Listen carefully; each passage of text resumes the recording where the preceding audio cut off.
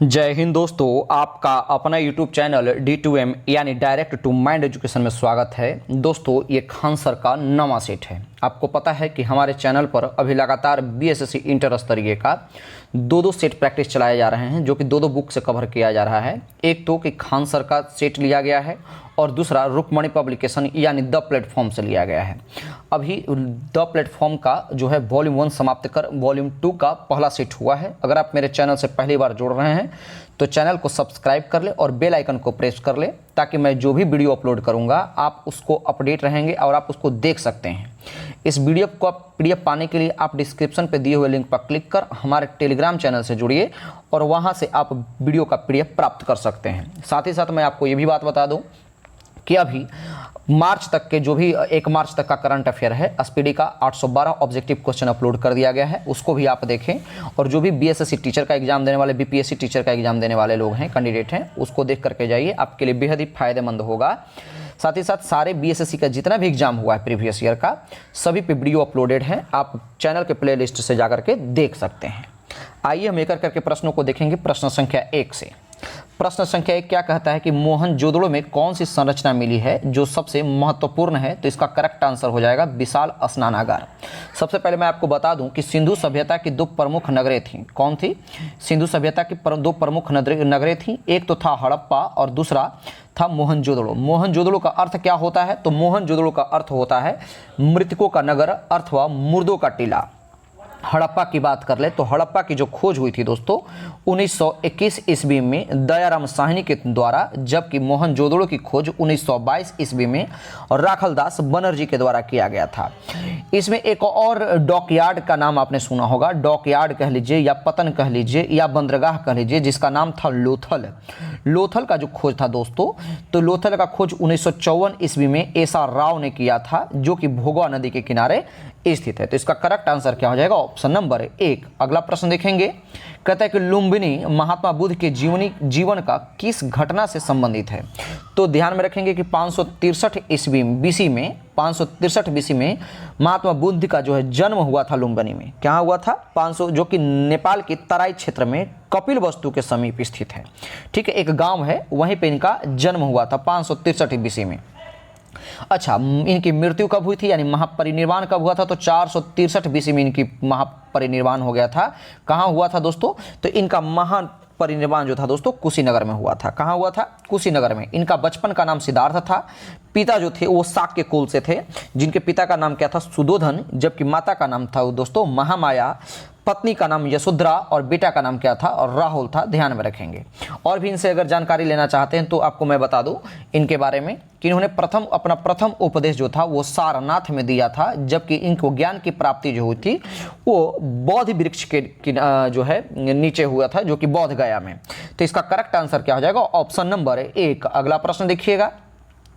कहता है कि आर्य समाज की स्थापना किसने की थी? तो आप कंफ्यूज नहीं करेंगे, दयानंद सरस्वती इनका करेक्ट आंसर हो जाएगा। ऑप्शन नंबर 3, कभी भी आप भूलेंगे नहीं। दयानंद सरस्वती ने 1875 ईस्वी में आर्य समाज की स्थापना करेंगे। बहुत सारे ऐसे कैंडिडेट होते हैं जो गलती कर देते हैं और राजा राम मोहन राय लगा करके आ जाएंगे, जो कि गलत है। ध्यान में रखेंगे, जब इस क्वेश्चन को करेगा तो आपके साथ दयानंद सरस्वती तो देंगे ही, साथ ही साथ राजा राम मोहन राय को भी आपको चिपका देगा, तो आप कंफ्यूज नहीं करेंगे। ध्यान में रखेंगे, राजा राम मोहन राय ने ब्राह्मण साम्राज्य का स्थापना किया था। क्या, कब? तो ब्राह्मण साम्राज्य का स्थापना किया था 20 अगस्त 1928 ईस्वी को कलकत्ता में। कब? 1928 ईस्वी को कलकत्ता में इन्होंने किया था। जबकि आत्मारंग, पांडुरंग और केशव चंद्र सेन का जो संबंध था जो दोस्तों, वो इनका संबंध प्रार्थना समाज से था। प्रार्थना समाज का स्थापना कब हुआ था? तो प्रार्थना समाज का स्थापना 1867 ईस्वी में मुंबई में हुआ था। तो इसका करेक्ट आंसर हो जाएगा ऑप्शन नंबर 3। अगला प्रश्न देखिएगा। कहता है कि स्वतंत्रता आंदोलन के दौरान जन जागृति का कार्यक्रम पूरा करने के लिए गणेश उत्सव व शिवाजी उत्सव मनाना किसने प्रारंभ किया था? तो इसका जो करेक्ट आंसर हो जाएगा 4 का, ऑप्शन नंबर 1, लोकमान्य बाल गंगाधर तिलक ने। ध्यान में रखेंगे कि बाल गंगाधर तिलक के द्वारा स्वतंत्रता प्राप्ति के लिए जन जागृति कार्यक्रम को पूरा करने के लिए महाराष्ट्र में गणेश उत्सव एवं शिवाजी उत्सव मनाना प्रारंभ किया था? ध्यान में रखिएगा दोस्तों, इसका करेक्ट आंसर क्या हो जाएगा? Option number 1। अगला प्रश्न है, आजाद हिंद फौज का गठन कब हुआ था? ध्यान में रखिएगा, आजाद हिंद फौज का गठन कैप्टन मोहन सिंह, किसने?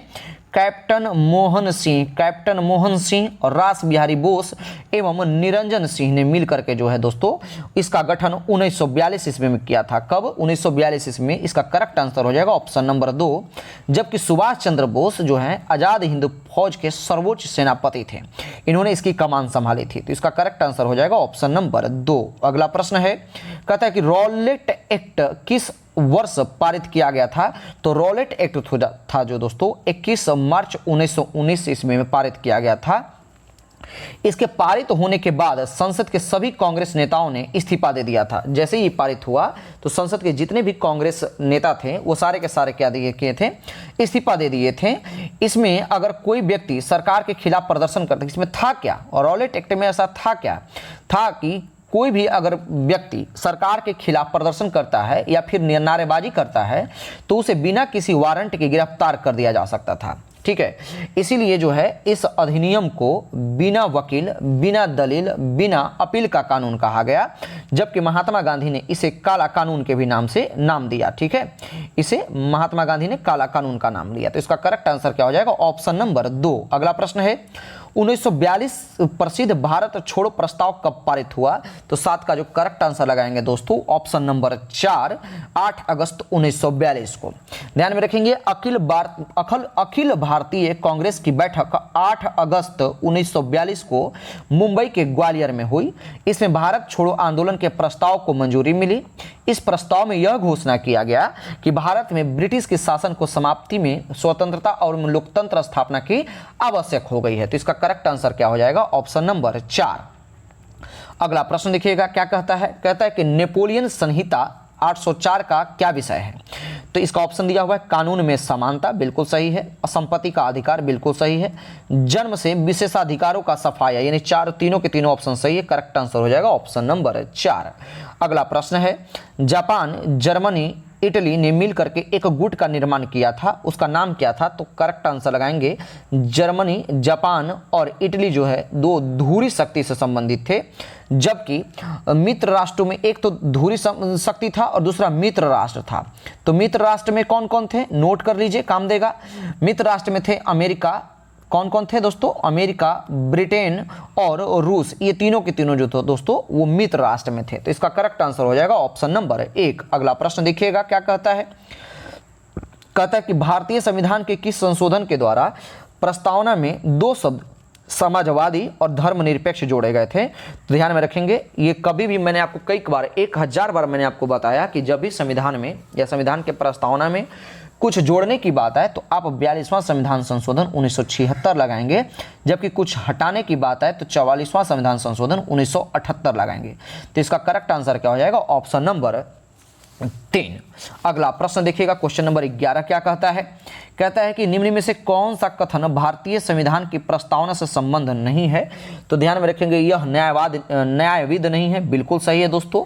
यानी जब भी नीति निर्देशक तत्व या प्रस्तावना आपको भंग करते हुए दिखाई देगा, यानी आप कभी भी इसके खिलाफ आप केस नहीं कर सकते, तो ये तो सही है। ऑप्शन नंबर हम 2 पढ़ेंगे। कहता है कि स्रोत है और न कि उसकी शक्तियों का निषेध करती है, ये भी सही है। प्रस्तावना संविधान का भाग है, बिल्कुल सही है। ऑप्शन नंबर 4 इसका करेक्ट आंसर होगा कि प्रस्तावना में अभी तक सिर्फ 2 बार नहीं बल्कि जी 1 बार संशोधन किया गया है। तो इसका करेक्ट आंसर हो जाएगा ऑप्शन नंबर 4। अगला प्रश्न देखिएगा क्या कहता है? कहता है कि भारतीय संविधान का कौन सा अनुच्छेद एक स्वतंत्र चुनाव आयोग प्रदान करता है?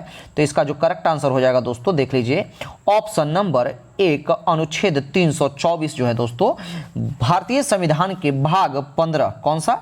भाग 15 में अनुच्छेद 324 से लेकर के अनुच्छेद 329 तक निर्वाचन की व्यवस्था की गई है। अनुच्छेद 324 के अंतर्गत निर्वाचन का अधीक्षण, निर्देशक एवं नियंत्रण का निर्वाचन आयोग में निहित होता है, ध्यान में रखिएगा। तो इसका करेक्ट आंसर हो जाएगा ऑप्शन नंबर 1। अगला प्रश्न है क्या कहता है कि भारत में कानूनी अधिसत्ता इसके अधीन है, यानी किसके अधीन है? तो 13 का जो करेक्ट आंसर हो जाएगा दोस्तों ऑप्शन नंबर 1, ये संसद के अधीन है। अगला प्रश्न है कि किसी राज्य के मुख्यमंत्री की नियुक्ति किसके द्वारा की जाती है? तो ध्यान में रखेंगे आर्टिकल 164 में कहा गया है, कौन सा? अनुच्छेद 164 में कहा गया है कि प्रत्येक राज्य की और राज्यपाल एक मुख्यमंत्री की नियुक्ति करेगा, यानी ऑप्शन नंबर 4 इसका करेक्ट आंसर होगा। यानी मुख्यमंत्री की नियुक्ति कौन करता है? ऑप्शन नंबर 4 राज्यपाल। अगला प्रश्न देखिएगा क्या कहता है। कहते हैं कि भारत के उपराष्ट्रपति के निर्वाचन मंडल में शामिल होते हैं कौन कौन? तो आंसर लगाएंगे ऑप्शन नंबर 2, संसद के दोनों सदनों के सदस्य। अगला प्रश्न है क्वेश्चन नंबर देखेंगे। अच्छा, इसका जिक्र किसमें किया गया है दोस्तों? तो 15 का मैं आपको बता दूं कि भारत के उपराष्ट्रपति का चर्चा जो है आर्टिकल 63 में जो है दोस्तों, आर्टिकल 63 में बताया गया कि भारत में एक उपराष्ट्रपति होगा, जबकि 66 के 1 में या क में क्या कहा गया है कि उपराष्ट्रपति के निर्वाचन की जो चर्चा 66 के 1 में कहा गया है। ठीक है, यानी उपराष्ट्रपति के निर्वाचन की चर्चा 66 के क या 1 में कहा गया है। तो इसका करेक्ट आंसर हो जाएगा ऑप्शन नंबर 2। अगला प्रश्न है, भारत के किस राज्य में पंचायती राज प्रणाली अस्तित्व में नहीं है? तो ध्यान में रखेंगे मेघालय, मिजोरम, नागालैंड और मणिपुर, ये चारों के चारों राज्य में जो है दोस्तों पंचायती राज प्रणाली नहीं है, यानी ऑप्शन नंबर 4 इसका करेक्ट आंसर होगा। अगला प्रश्न है कि जम्मू कश्मीर उच्च न्यायालय के मुख्य न्यायाधीश जिनको बाद में उच्चतम न्यायालय के न्यायाधीश की शपथ दिलाई गई है, उनका नाम क्या है दोस्तों? तो 17 का करेक्ट आंसर हो जाएगा दलवीर सिंह भंडारी, ऑप्शन नंबर 1। ध्यान में रखेंगे दलवीर सिंह भंडारी वर्तमान में अंतर्राष्ट्रीय न्यायालय के न्यायाधीश हैं। अच्छा, अंतर्राष्ट्रीय न्यायालय के भी मुख्यालय कहाँ है, हेडक्वार्टर कहाँ है? तो द हेग में। कहाँ है दोस्तों? तो द हेग में इसका मुख्यालय है। तो इसका करेक्ट आंसर हो जाएगा ऑप्शन नंबर 1। अगला प्रश्न देखिएगा, कहता है कि किस राज्य का पृथक संविधान था? तो किस राज्य का पृथक संविधान था दोस्तों? तो मैं आपको बता दूं कि जम्मू कश्मीर का एक अलग संविधान था, ऑप्शन नंबर 4।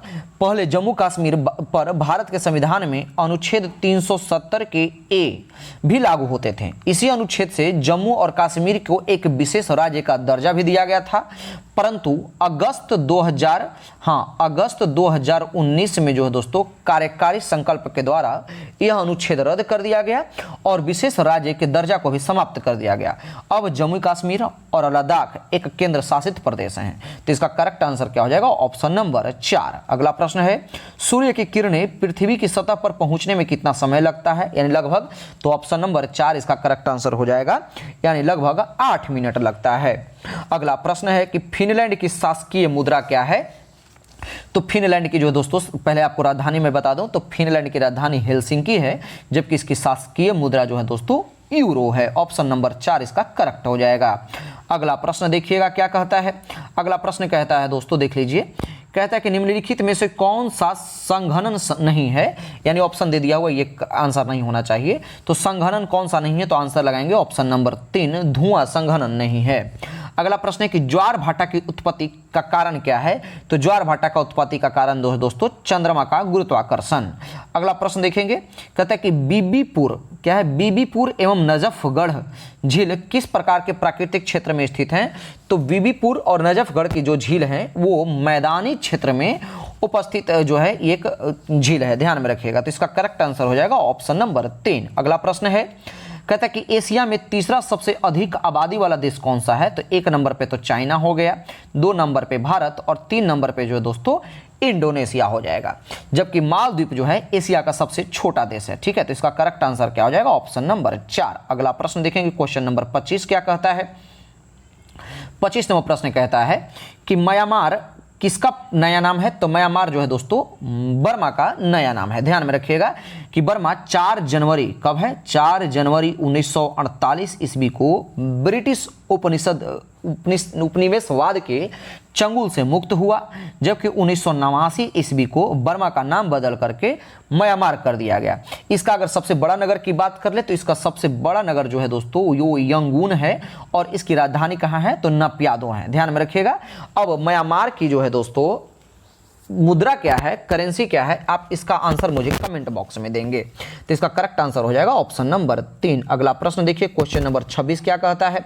26 नंबर प्रश्न कहता है कि निम्नलिखित में से कौन से जोड़े का मिलान कीजिए, सही जोड़े का मिलान कीजिए। तो नागालैंड की राजधानी दिया हुआ है शिलांग, गलत है। नागालैंड की राजधानी कोहिमा होगा। असम का दिसपुर होगा। अरुणाचल प्रदेश का जो है ईटानगर होगा। त्रिपुरा का अगरतला बिल्कुल सही है, ऑप्शन नंबर 4 इसका करेक्ट आंसर होगा। अगला प्रश्न है कि नाथुला दर्रा किस राज्य में स्थित है। आंसर लगाएंगे नाथुला दर्रा जो है दोस्तों ऑप्शन नंबर 3 सिक्किम राज्य में अवस्थित है। अगला प्रश्न देखिए, क्वेश्चन नंबर 27 के बाद 28 नंबर क्या कहता है। कहता है कि नागार्जुन सागर बांध जिस नदी पर स्थित है वह कौन सा है। तो नागार्जुन सागर बांध कहाँ है, कृष्णा नदी पर, ऑप्शन नंबर 1। अगला प्रश्न है किसी मरु क्षेत्र में मृदा अपरदन को रोका जा सकता है किस माध्यम से। ऑप्शन नंबर 3 पेड़ लगाकर या वन रोपण के थ्रू। ध्यान में रखिएगा ये सब क्वेश्चन जो है जो कि स्टैटिक क्वेश्चन है और कभी भी भूलने वाला क्वेश्चन नहीं है। ये कॉमन सेंस के आधार पर आप लगा सकते हैं, इसको रटने की जरूरत नहीं है दोस्तों। अगला प्रश्न देखेंगे, क्वेश्चन नंबर 30 क्या कहता है। 30 नंबर प्रश्न कहता है कि जनगणना 2011 के अनुसार सर्वाधिक घनी आबादी वाला राज्य कौन सा है। आंसर लगाएंगे 30 का ऑप्शन नंबर 3 उत्तर प्रदेश सबसे घनी आबादी, दूसरा महाराष्ट्र और तीसरा बिहार है। जबकि सबसे कम जनसंख्या किसका है दोस्तों, तो सिक्किम का। ध्यान में रखेंगे तो इसका करेक्ट आंसर क्या हो जाएगा, ऑप्शन नंबर 3। अगला प्रश्न क्या है, कहता है कि वैश्वीकरण से क्या तात्पर्य है। तो ऑप्शन दिया हुआ है अपनी अर्थव्यवस्था तथा विश्व अर्थव्यवस्था में सामंजस्य स्थापित करना, बिल्कुल गलत है। कानून में ढील देना, बिल्कुल गलत है। आयात निर्यात पर अंकुश लगाना, ये भी गलत है। तो इसका सही आंसर क्या हो जाएगा, ऑप्शन नंबर 4 तो सही है। लेकिन वैश्वीकरण का तात्पर्य क्या होता है पहले मैं आपको बता दूं। तो वैश्वीकरण का शाब्दिक अर्थ ही होता है स्थानीय या क्षेत्रीय वस्तुओं या घटनाओं के विश्व स्तर पर रूपांतरित। ठीक है, वैश्वीकरण का उपयोग जो है अक्सर आर्थिक वैश्वीकरण के संदर्भ में किया जाता है। यह एक प्राकृतिक, आर्थिक, तकनीकी और सामाजिक और राजनीतिक ताकतों का एक संयोजन है। अच्छा, वैश्वीकरण शब्द का प्रयोग सबसे पहले किसने किया था। तो वैश्वीकरण का शब्द का प्रयोग सबसे पहले अर्थशास्त्रियों के द्वारा 1990 के दशक में इसका किया गया था। तो इसका करेक्ट आंसर क्या हो जाएगा दोस्तों, ऑप्शन नंबर 4। अगला प्रश्न देखिए, कहता है कि 1 रुपए के नोट पर 1 रुपए का नोट किसके द्वारा जारी किया जाता है। तो ध्यान में रखेंगे 1 रुपए का जो नोट है दोस्तों वो भारत सरकार के द्वारा जारी किया जाता है, जिस पर सिग्नेचर वित्त सचिव का होता है। सिग्नेचर किसका होता है, वित्त सचिव का होता है। जबकि 1 रुपए के नोट के अलावे बाकी इसके ऊपर जितने भी वैल्यू के नोट होते हैं वो सारे के सारे RBI उसको छापता है, जारी करता है। तो इसका करेक्ट आंसर क्या हो जाएगा, ऑप्शन नंबर 4। अगला प्रश्न देखिए क्या कहता है। अगला प्रश्न है, निम्नलिखित में से कौन से दक्षिणी अमेरिकी देश में वर्ष 2000 में पानी की आपूर्ति के निजीकरण के विरुद्ध पानी युद्ध हुआ था। आंसर लगाएंगे ऑप्शन नंबर 3 बोलिविया में। अगला प्रश्न, निम्न में से कौन नकारात्मक स्वतंत्रता का प्रतिपादक है। तो आंसर लगाएंगे 34 का ऑप्शन नंबर 2 आइजिया बर्लिन। अगला प्रश्न है, मानवाधिकार दिवस कब मनाया जाता है। तो ध्यान में रखेंगे दोस्तों मानवाधिकार दिवस 10 दिसंबर को मनाया जाता है, ऑप्शन नंबर 4। ध्यान में रखेंगे यह उत्सव संयुक्त राष्ट्र के द्वारा मनाया जाता है। इसका आरंभ कब हुआ था। तो इसका आरंभ 1948 ईस्वी में हुआ था। सही आंसर हो जाएगा ऑप्शन नंबर 4। अगला प्रश्न है, इस राज्य में विश्व प्रसिद्ध अजंता की गुफाएं हैं। आंसर लगाएंगे महाराष्ट्र में। अगला प्रश्न देखेंगे, अच्छा इसको यूनेस्को के द्वारा विश्व धरोहर कब घोषित किया गया था। तो यूनेस्को के थ्रू जो है दोस्तों 1983 ईस्वी में अजंता की गुफा को विश्व धरोहर स्थल घोषित किया गया था। ठीक है, तो इसका करेक्ट आंसर हो जाएगा ऑप्शन नंबर 2। अगला प्रश्न देखिएगा क्या कहता है। कहता है कि अपतृष्ण के जीव वैज्ञानिक नियंत्रण में ओपनसिया अपतृष्ण के नियंत्रण हेतु प्रयुक्त होने वाले कीट का नाम बताइए। सही आंसर हो जाएगा ऑप्शन नंबर 2 कॉचनिल कीट। अगला प्रश्न है, निम्न में से कौन सी कोशिकाओं का कौन सा भाग पशु कोशिकाओं में नहीं होता है। तो 38 का करेक्ट आंसर लगाएंगे ऑप्शन नंबर 3 पशु कोशिकाओं में कोशिका भित्ति नहीं पाई जाती। अगला प्रश्न देखिएगा क्या कहता है कि एंजाइम मदद करता है किसमें। तो एंजाइम जो है दोस्तों भोजन पचाने में मदद करता है, ऑप्शन नंबर 2 इसका करेक्ट आंसर हो जाएगा। अगला प्रश्न देखेंगे क्या कहता है, क्वेश्चन नंबर 40 40 नंबर प्रश्न कहता है कि श्वसन की दर क्या है, तो 12 से 16 प्रति मिनट। ठीक है, श्वसन की दर कितनी है, तो 12 से 16 प्रति मिनट, ध्यान में रखिएगा। अगला प्रश्न है कि निम्नलिखित में से कौन सा अंग अप्रयुक्त या क्षतिग्रस्त डिंबाणु को हटाने में सक्षम है, तो 41 का करेक्ट आंसर लगाएंगे कि मानव शरीर में तिली जो होता है वो पेट के पास स्थित होता है, यानी ऑप्शन नंबर 3 के करेक्ट आंसर हो जाएगा। इसके बारे में जान लीजिए, मानव शरीर में तिली जो होता है वो पेट के पास स्थित होता है। समझ लीजिए कि सभी रीढ़धारी प्राणियों में पाए जाने वाला तिली एक अंग है। ठीक है, यह पुरानी लाल कोशिकाओं को नष्ट करने का कार्य करती है। इसी को हम क्या बोलते हैं, स्प्लीन भी कहते हैं। ठीक है, क्या कहते हैं इसको, स्प्लीन कहते हैं। तो इसका करेक्ट आंसर क्या हो जाएगा, ऑप्शन नंबर 3। इसी को हम क्या बोलते हैं, माइटोकॉन्ड्रिया यानी कोशिकाओं का कब्रगाह भी कहते हैं। ठीक है, इसका सही आंसर हो जाएगा ऑप्शन नंबर 3। अगला प्रश्न देखिएगा क्या कहता है, कहता है कि नर प्रजनन तंत्र के विषय में कौन सा विकल्प सही है। सही आंसर लगाएंगे ऑप्शन नंबर 1 प्रोस्टेग्लैंड, टेस्टोस्टेरोन और शुक्राणु, ये नर प्रजनन तंत्र के विषय हैं। अगला प्रश्न है कि वह ट्रिपलेट कोड जो अनुवाद प्रक्रिया को रोकती है वो कौन सा है। सही आंसर लगाएंगे ऑप्शन नंबर 2 UAA। अगला प्रश्न है, कहता है कि निम्नलिखित में से कौन सा पादप मलेरिया रोधी दवा का एक स्रोत है। तो आप पादप क्या है, ये सिनकोना का वृक्ष से जो है, इस सिनकोना के छाल से जो है क्या प्राप्त करते हैं, कुनैन प्राप्त करते हैं, जो कि मलेरिया की दवा के उपचार किया जाता है। अच्छा, सिनकोना का वृक्ष जो है सबसे अधिकतम किस क्षेत्र में पाया जाता है, तो यह दक्षिण अमेरिका का जो पेड़ है, ध्यान में रखिएगा। तो इसका करेक्ट आंसर क्या हो जाएगा, ऑप्शन नंबर 4। अगला प्रश्न है, पुष्प के किस हिस्से में पराग का उत्पादन होता है। तो सही आंसर लगाएंगे ऑप्शन नंबर 3 पराग कोश में पराग का उत्पादन होता है। अगला प्रश्न है कि लैक्टोबैसिलस इसमें से विशेष भूमिका निभाता है किसमें। तो मैंने आपको 1000 बार वर्ड बताया है, कई बार बताया है, आप भूलेंगे नहीं। और उम्मीद करते हैं कि अगर आप सेट देख रहे होंगे तो आप इस बार भी आंसर लगाएंगे ऑप्शन नंबर 1 दूध से दही जमाने में। जहां लैक्टो वर्ड लग जाए या जहां दूध दही से संबंधित कोई भी प्रश्न आए और लैक्टो वर्ड लग जाए, आप उसको लगाइए, चाहे फिर लैक्टोबैसिलस बैक्टीरिया हो, लैक्टोमीटर हो या फिर लैक्टोज हो, जो भी हो। तो इसका करेक्ट आंसर क्या हो जाएगा, ऑप्शन नंबर 1। अगला प्रश्न है, संगठन का उच्चतम स्तर क्या है। तो संगठन का जो दोस्तों उच्चतम स्तर हो जाएगा ऑप्शन नंबर 4 जैव मंडल। अगला प्रश्न देखेंगे, कहता है कि आवेग का बीमीय सूत्र क्या होता है। तो पहले मैं आपको आवेग का फॉर्मूला बता दूं, क्या होता है F/T, और F का फॉर्मूला क्या होता है M/A, और T यहां पे लिख दीजिए। अच्छा, Ma का जो है यानी बल का जो है आप क्या जानते हैं बीमीय सूत्र, तो Ml/T-2 और इंटू में एक T बचा हुआ है, तो फिर क्या बचेगा Ml/T- में वो 1, ऑप्शन नंबर 4 इसका करेक्ट आंसर होगा। अगला प्रश्न है कि यदि आप 1 किलोमीटर तैरते हैं तो आप कितने मील तैरते हैं। तो ध्यान में रखेंगे 1 मील में जो होता है 1 किलोमीटर में कितना मील होता है दोस्तों, तो 1 किलोमीटर में 0.62 मील होता है। तो इसका करेक्ट आंसर क्या हो जाएगा, ऑप्शन नंबर 2।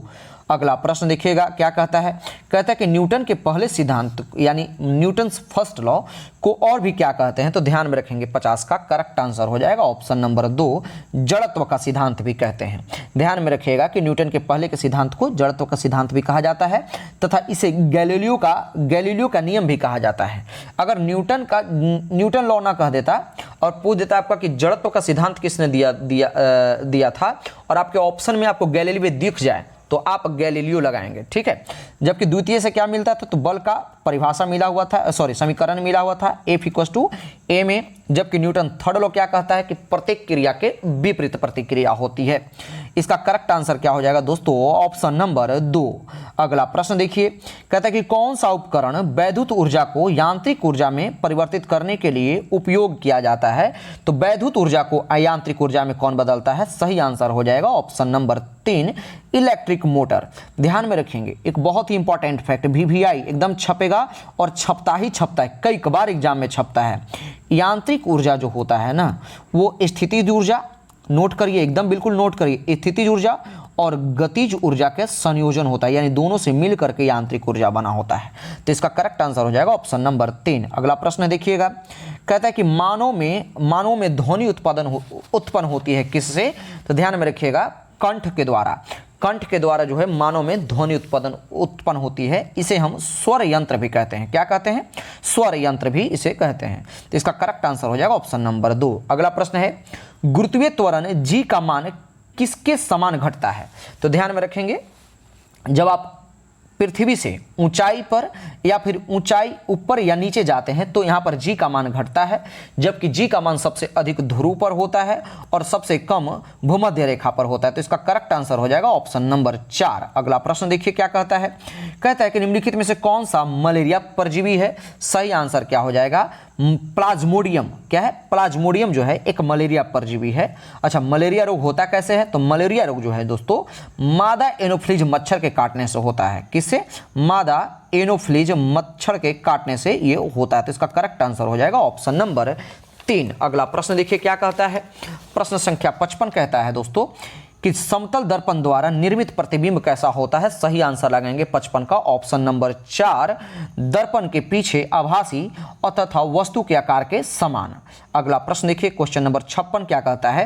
कहता है कि वैद्युत प्रतिरोध को मापने के लिए इकाई है कौन सी? ऑप्शन नंबर 2 ओम। अगला प्रश्न, एक स्पंज जिस प्रकार से छिद्र से संबंधित है उसी प्रकार से रबड़ जो है वो इलास्टिक यानी प्रत्यास्थ से संबंधित है। ऑप्शन नंबर 3 इसका सही आंसर होगा। अगला प्रश्न देखिएगा, सब स्टैटिक क्वेश्चन है। अगला प्रश्न है कि 4 जारों में क्रमशः ऑक्सीजन, कार्बन डाइऑक्साइड, हाइड्रोजन और नाइट्रोजन गैस भरी हुई है। अगर निम्नलिखित में से किस परीक्षण के द्वारा इन चारों गैसों की पहचान की जा सकती है? तो इनमें से ऑप्शन दिया हुआ है गैस में जलता हुआ कागज डाल करके, बिल्कुल नहीं। गैस में जलता हुआ मैग्नीशियम के टुकड़ा डाल करके, बिल्कुल नहीं। चूने के से पानी में से गैस की गुजार करके, बिल्कुल नहीं। इसमें करेक्ट आंसर हो जाएगा ऑप्शन नंबर 4। इनमें से कोई ऑप्शन इसका सही नहीं है। अगला प्रश्न है, कहता है कि भारी जल का अणुभार कितना होता है? तो आंसर लगाएंगे ऑप्शन नंबर 1, भारी जल का अणुभार 20 होता है। अच्छा, भारी जल का आणविक सूत्र क्या होता है दोस्तों? तो D2O। अच्छा, डी क्या है? तो डी मतलब होता है ड्यूटेरियम, और ड्यूटेरियम जो है क्या है? हाइड्रोजन का समस्थानिक होता है, और हाइड्रोजन का परमाणु भार होता है 2। तो 2 × 2 कर लीजिए, क्या कर लीजिए? D2O में 2 × 2 कर लीजिए, और प्लस में ऑक्सीजन का होता है 16, तो 16 4 20 इसका करेक्ट आंसर हो जाएगा ऑप्शन नंबर 1। अगला प्रश्न देखिएगा क्या कहता है। कहता है निम्नलिखित में से किस तत्व का परमाणु त्रिज्या सबसे छोटा होगा? तो क्लोरीन का परमाणु त्रिज्या दोस्तों सबसे छोटा होगा। यानी आप आवर्त सारणी में जैसे बाएं से दाएं की ओर बढ़ेंगे परमाणु त्रिज्या में कमी आती है। आपसे पूछ रहा है कि क्लोरीन का परमाणु त्रिज्या के बारे में, तो इसकी परमाणु संख्या 19 है और परमाणु त्रिज्या कितनी होती है? तो 175 pm इसकी परमाणु त्रिज्या होती है। करेक्ट आंसर हो जाएगा ऑप्शन नंबर 2। अगला प्रश्न है कि इन्वर्टर बैटरी में कौन सा एसिड उपयोग में लाया जाता है? आंसर लगाएंगे सल्फ्यूरिक एसिड, जिसको आप ऑयल ऑफ विट्रियोल भी कहते हैं। क्या कहते हैं? ऑयल ऑफ विट्रियोल के भी नाम से जानते हैं। ठीक है, तो इसका करेक्ट आंसर हो जाएगा ऑप्शन नंबर 3, 61 का। अगला प्रश्न देखेंगे। अच्छा, एक चीज और मैं बता दूं कि सल्फ्यूरिक एसिड को अम्लराज के भी नाम से जाना जाता है। अगला प्रश्न है क्वेश्चन नंबर 62 क्या कहता है। 62 नंबर प्रश्न है कि ब्लीचिंग पाउडर का रासायनिक नाम क्या है? सॉरी 62 नंबर माफ कीजिएगा। कांच बनने में उपयोग आने वाले प्रमुख मुख्य घटक कौन सा है? सही आंसर लगाएंगे ऑप्शन नंबर 3, सिलिका। अगला प्रश्न है कि ब्लीचिंग पाउडर का रासायनिक नाम क्या है दोस्तों? आंसर लगाएंगे ऑप्शन नंबर 2, CaOCl2। याद करने का तरीका, ब्लीचिंग पाउडर को आप पढ़िए काओकल2। क्या पढ़िए? काओकल2, यानी कैल्शियम कैल्शियम क्लोराइड। क्या है दोस्तों? कैल्शियम क्लोराइड इसका जो है, कैल्शियम ऑक्सीक्लोराइड इसका जो है रासायनिक नाम होगा, कैल्शियम ऑक्सीक्लोराइड। अगला प्रश्न है कि कैलेमाइन एक खनिज है जिसमें होता है क्या? तो बता दूं मैं आपको कि कैलेमाइन जो है दोस्तों जिंक कार्बोनेट के अयस्क को कहते हैं, यानी ऑप्शन नंबर 4 इसका करेक्ट होगा। अच्छा, जिंक ऑक्साइड को क्या कहते हैं? तो जिंक ऑक्साइड को हम जिनसाइट कहते हैं, जबकि जिंक सल्फेट को जो दोस्तों हम जिंक ब्लेंड कहते हैं। तो इसका करेक्ट आंसर क्या हो जाएगा? Option number 4। अगला प्रश्न देखिए, कहता है कि ग्रेफाइट को पेंसिल में प्रयोग किया जाता है, क्यों? क्योंकि यह मुलायम होता है। ऑप्शन नंबर 4 इसका करेक्ट होगा। अगला प्रश्न है कि निम्नलिखित में से कौन सा योगात्मक बहुलक है? सही आंसर हो जाएगा PVC, ऑप्शन नंबर 3। अगला प्रश्न देखेंगे, कहता है कि बिहार की कौन सी महिला इंडियन नेशनल आर्मी यानी आज़ाद हिंद फौज में शामिल हुआ था? अभी अभी तो मैंने बताया कि आज़ाद हिंद फौज का गठन किसने किया था? तो कैप्टन मोहन सिंह ने किया था। कब? 1942 ईस्वी में। आपसे पूछ रहा है कि बिहार की कौन सी महिला इंडियन नेशनल आर्मी में शामिल हुई थी, और 67 का सही आंसर लगाएंगे ऑप्शन नंबर 1, माधुरी देवी। अगला प्रश्न है कि बिहार में पंचायत निकायों में महिलाओं को 50% आरक्षण किस वर्ष प्रदान किया गया था? सही आंसर लगाएंगे ऑप्शन नंबर 2, 2006 में। अगला प्रश्न है कि कौन सा देश 10 से 21 अक्टूबर 2025 तक प्रकृति के संरक्षण के लिए अंतर्राष्ट्रीय संघ IUCN की 2025 विश्व संरक्षण कांग्रेस WCC की मेजबानी करेगा? तो ध्यान में रखेंगे 69 का करेक्ट आंसर हो जाएगा ऑप्शन नंबर 2। इसकी मेजबानी जो है UAE करेगा। अगला प्रश्न, केंद्र सरकार ने मणिपुर में हुई हिंसा की जांच के लिए एक जांच आयोग का गठन किया। उस आयोग की अध्यक्षता कौन करेंगे? तो इसका करेक्ट आंसर हो जाएगा ऑप्शन नंबर 2, अजय लांबा। अगला प्रश्न देखेंगे क्वेश्चन नंबर 71 क्या कहता है। 71 नंबर प्रश्न है दोस्तों, कहता है कि हाँ, सार्वजनिक क्षेत्र के PSE का कुछ हिस्सा बेच करके सार्वजनिक क्षेत्र के उद्यमों के निजीकरण की प्रक्रिया को किस नाम से जाना जाता है? सही आंसर हो जाएगा, इसको हम विनिवेश कहते हैं। क्या कहते हैं? इसको हम विनिवेश कहते हैं। अगला प्रश्न है कि बुकर पुरस्कार जीतने वाली पहली भारतीय महिला का नाम निम्नलिखित में से क्या है? सही आंसर हो जाएगा अरुंधति राय। इनको अपने किस पुस्तक के लिए मिला हुआ था? तो नोट कर लीजिए, the God of small things के लिए इनको मिला हुआ था 1977 ईस्वी में। कौन सा? Booker award. अगला प्रश्न देखेंगे क्या कहता है। कहता है कि सर विलियम जोन्स जो है ने कब एशियाटिक सोसाइटी की स्थापना की थी? तो ध्यान में रखेंगे सर विलियम जोन्स ने 1784 ईस्वी में, यानी ऑप्शन नंबर 4, एशियाटिक सोसाइटी की स्थापना की। जबकि एशियाटिक सोसाइटी ज्ञान और अनुसंधान का सबसे पुराना केंद्र है। 1984 में, कब है? 1984 में एशियाटिक सोसाइटी को भारत के संसद के एक अधिनियम के द्वारा राष्ट्रीय महत्व के स्थान के रूप में इसे दर्जा प्राप्त किया गया। तो इसका करेक्ट आंसर हो जाएगा ऑप्शन नंबर 4। अगला प्रश्न देखिए क्या कहता है। कहता है कि निम्नलिखित में से कौन सा स्मारक किंग जॉर्ज पंचम और क्वीन मैरी का भारत में स्वागत करने के लिए बनवाया गया था, जो गुजराती शैली से प्रभावित था? सही आंसर लगाएंगे gateway of India, option number 2 इसका सही होगा। अगला प्रश्न है कि नादिर शाह ने कब, यानी कितने में वर्ष में भारत पर हमला किया था और दिल्ली में लूटपाट की थी?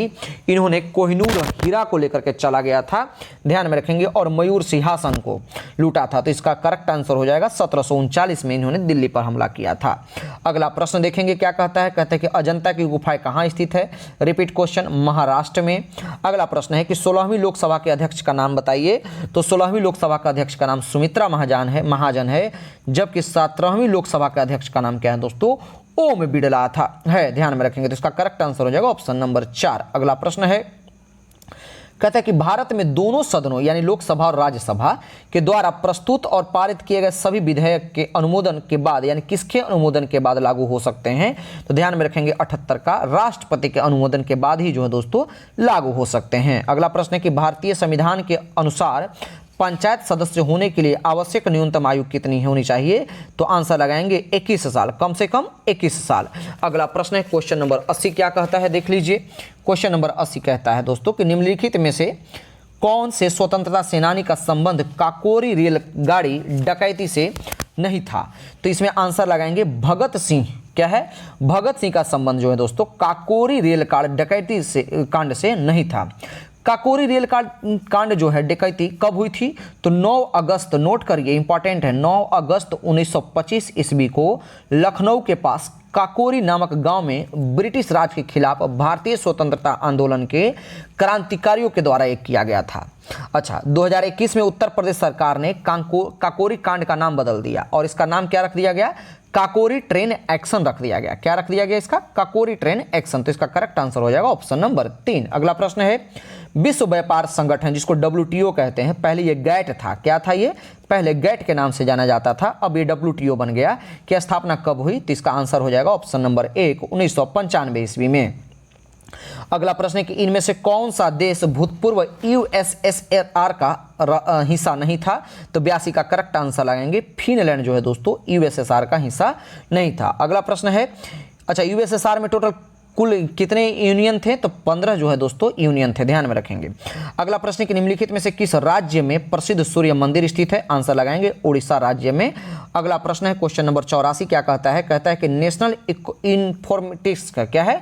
नेशनल इन्फॉर्मेटिक्स सेंटर यानी NIC की स्थापना जो है कब हुई थी? तो 1976 ईस्वी में, ऑप्शन नंबर 1। और आज के सेशन का लास्ट प्रश्न क्या है, देख लीजिए।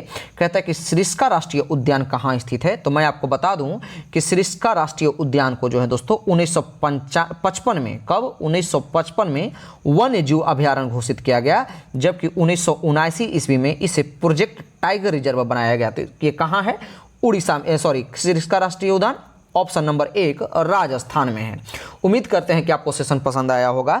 अगर सेशन पसंद आए तो आप अधिक से अधिक शेयर कीजिए और हमारे चैनल से कंटिन्यू बने रहिए। हम अगला सेट जो है प्लेटफॉर्म का वॉल्यूम 2 का सेकेंड सेट लेकर के आएंगे। तब तक के लिए धन्यवाद।